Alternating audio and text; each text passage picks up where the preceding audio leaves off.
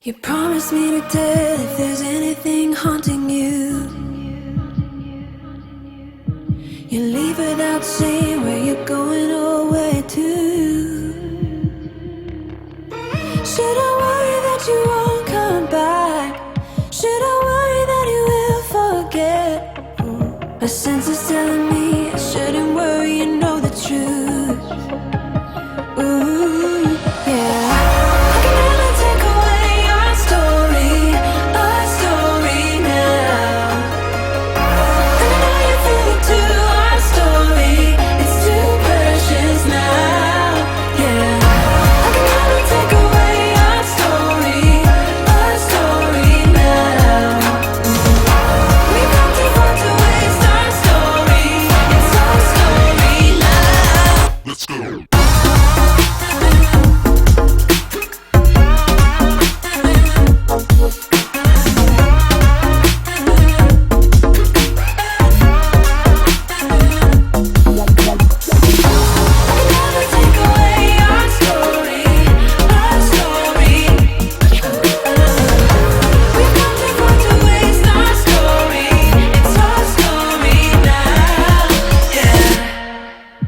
You promised me to tell if there's anything haunting you,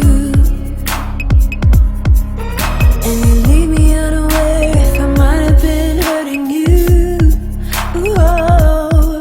Should I worry that you won't come back, or accept me time as a fact? My heart is telling me I shouldn't worry, you know the truth. Ooh, oh, oh. Yeah, I can never take away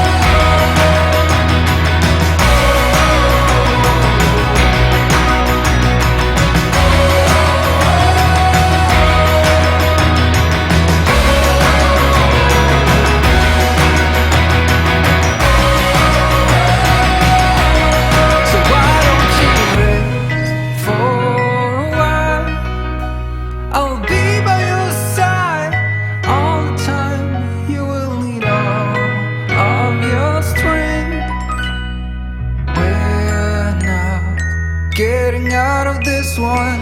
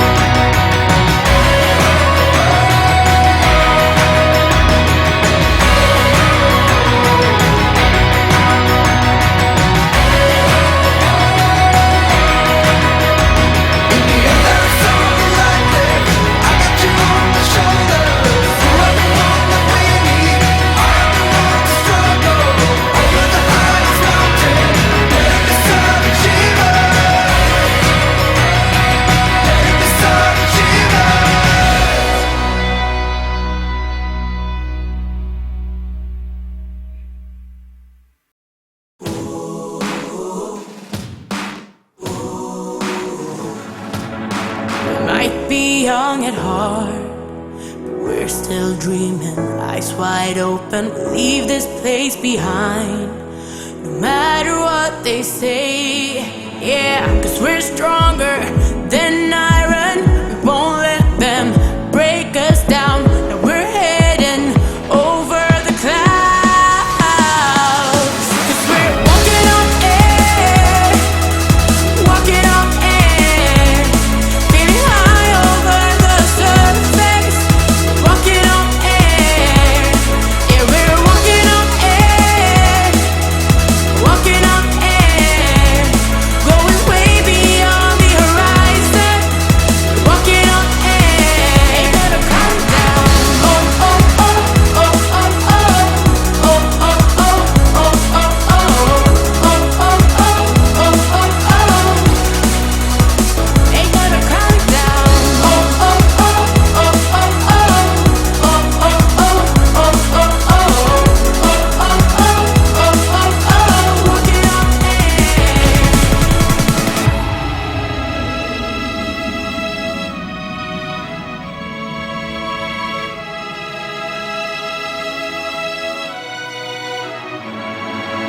The sky has opened up.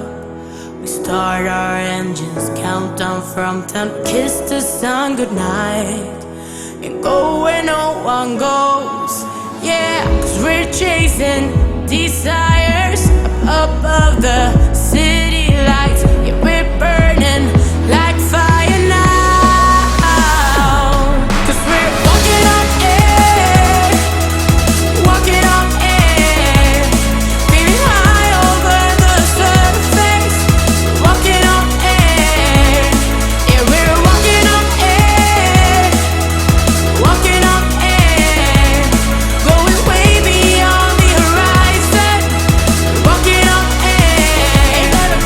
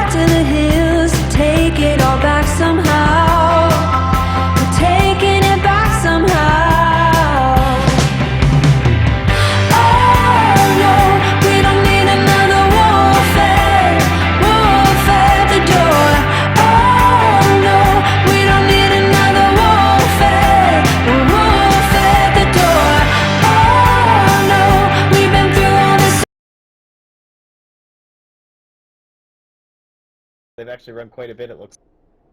And then moving that into several different drafts. This is just kind of like their staple 2-3. But interesting that they're not valuing the IO here. Осталось 10 секунд. Yeah, it's a bit odd. It's been most banned for VP as well, so they kind of took a chance letting it through. Circuit doesn't seem interested just yet. I mean, pretty sure it's gonna be picked up if it's not banned in the second phase, though. For anyone.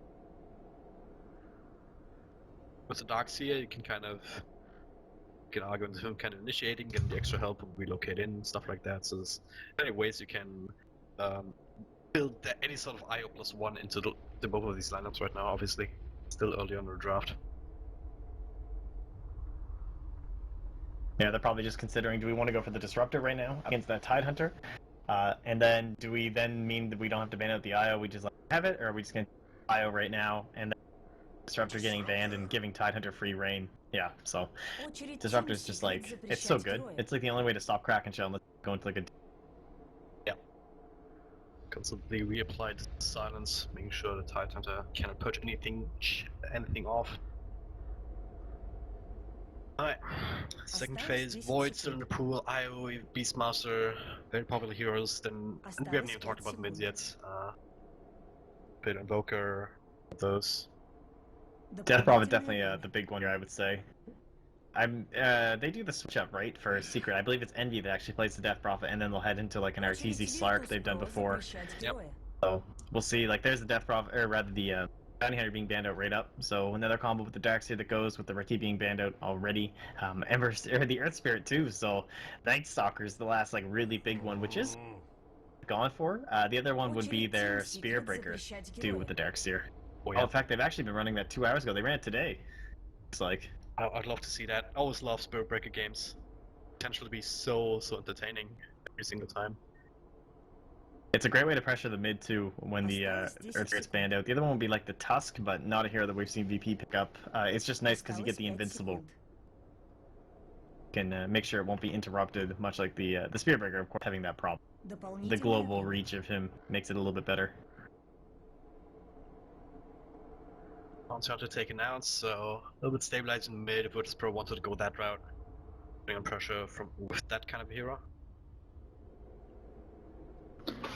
Doesn't gel as nicely with like a team fight that Darkseer and Disruptor can already provide, but kind of helps the rest of the team just with the bounty track goals, but does make sense to some degree. I like the Venge ban. I think Venge is like the new opener for Drow and Terrorblade. I think it's the one that you want for both of those combinations. Obviously, Drow is the more classic one, but that big save potential in the Terrorblade is massive.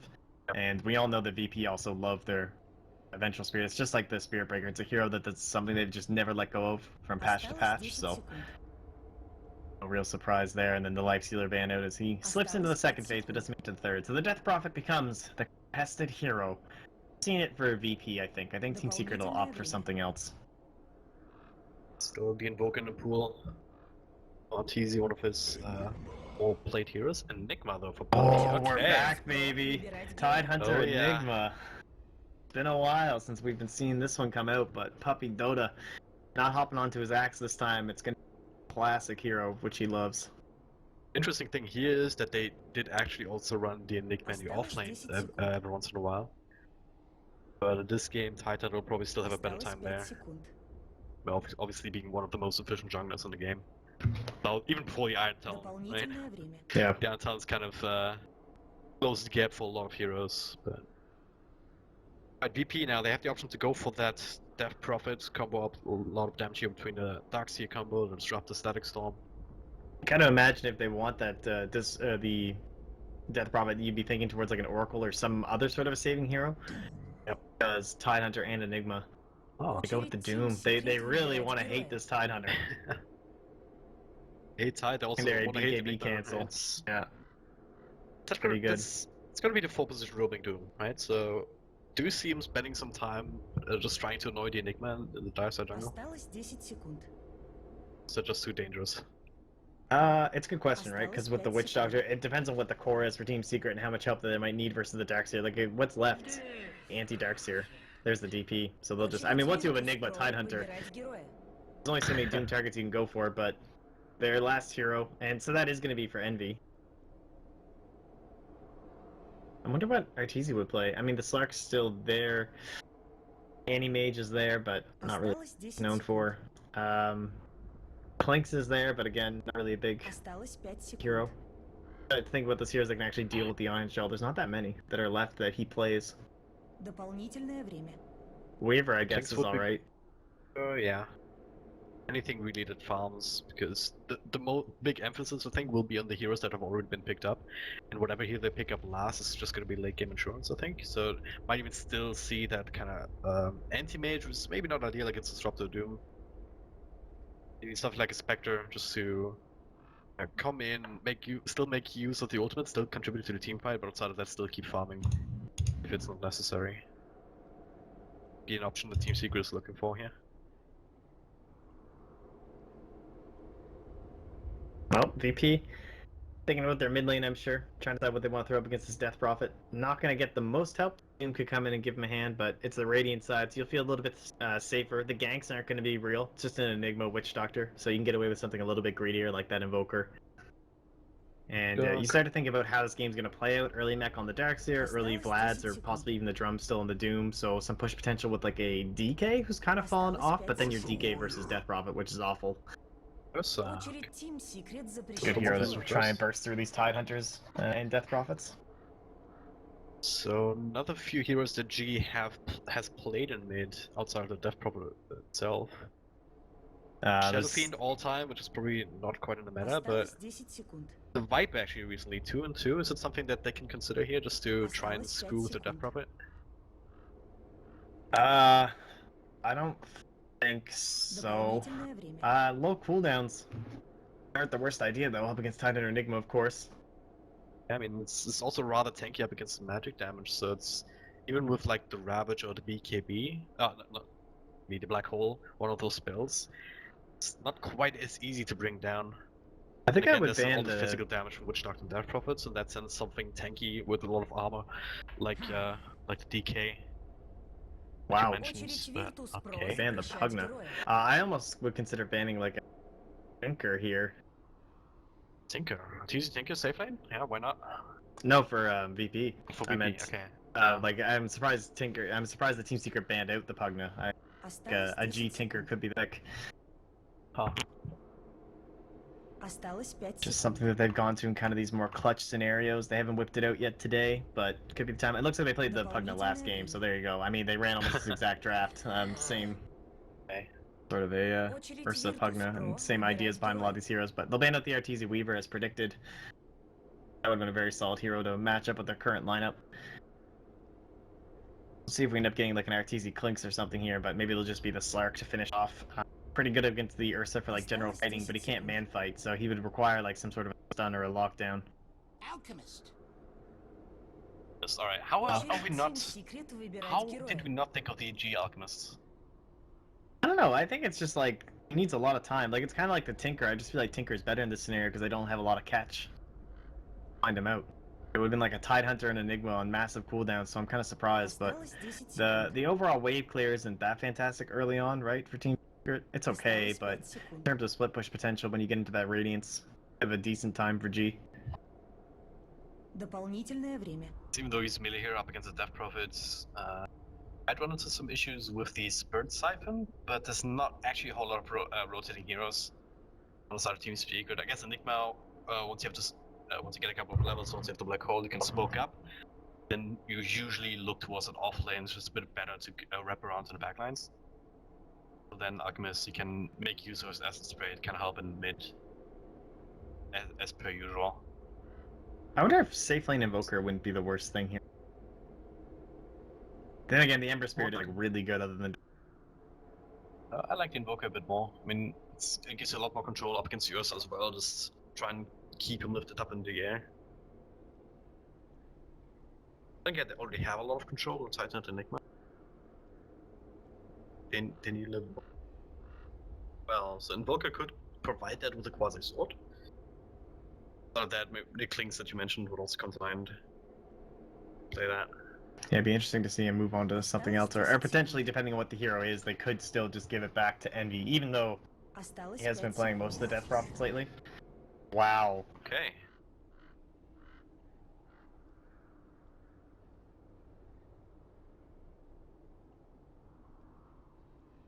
That is Seen interesting. one that recently. And I haven't watched. Looks like they're not sure either. Yeah. Like arguing, hey, I don't want to play Zero. Play Death Prophet. No, I want to play Death Prophet. It's not Overwatch. You can't have 2 Death Prophets, guys. So just decide. Okay, it's Envy and a DB. That's easy morphling. All right. Nice lap. Yes.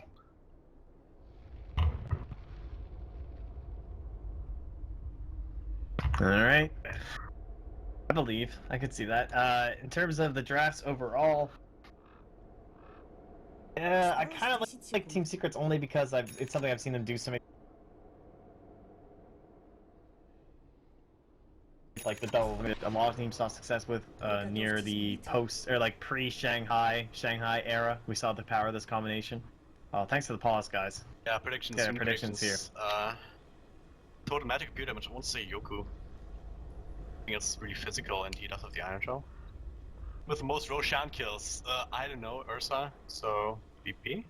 Magic or pure damage? That's kind of hard, I guess.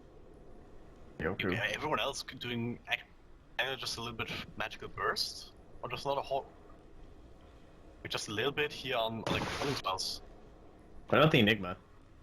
The Enigma, I mean, enemy heroes, he's not gonna be able to do. He's not gonna do a whole lot because he's gonna spend a lot of time farming. I think it's just gonna be Darkseer being annoying with the Iron Shell. That's kind of what I was thinking, yeah, like, that's the best bet. Team with the most Roche kills. Play it to Well, probably VP, I mean, you have to give it to the Ursa, right? Yeah, absolutely. Then It's again, just by if you Blink, think I guess. gonna It's win. also interesting in the back. Hmm. Overwards. The whole game, though. I'll die for the Observer Wards, maybe? Facing them a lot? He did last game. Let's go Paladine. First play by the Blink Dagger. It's a bit more tricky. Tidehunter doesn't actually want to pick it up early, neither does the Enigma. I'd say Aloha Dance. Hence, yeah. It's really the only option. Oh yeah. Considered him, but yeah, he's gonna get the farm too. Darkseer also wants to mech Blink and whatnot. I'm having a hard time with this Roche kill, man. Like, Secret are gonna contest it. And they have pop. Yeah, I'm going with Secret. Doing it. I think they're gonna win. I think they're gonna secure the Roshans because they know how important it is against Ursa. And they might get the first one for VP, but in the end, leaving. They do have the depth. I don't know. I'm going for VP just because they might be able to sneak it in like 1 or 2 more times, 1 or 2 extra times. I believe. Alright. 4th game of the day here. We've been going for more than 4 hours here. My name is Dragon Jump. I'm joined by Modpax. These are the teams on the die side. We've got Team Secret, Eternal Envy, not getting the bounty runes, so there's that. But mid Bulba on that offlane Titan that's being helped out a little bit by Puppy on the Enigma. Lane, we've got Pyla, Diana, Witch Doctor supporting the one and only Arteezy, that Morphling. Alright, and Radiant side, it's Yoku. The offlane on his Darkseer, the more popular heroes here. He's moved back to his famed role of the offlane, and then G gonna be mid on the Alchemist, another thing he's played quite a bit of. F and G gonna be on that overall Doom.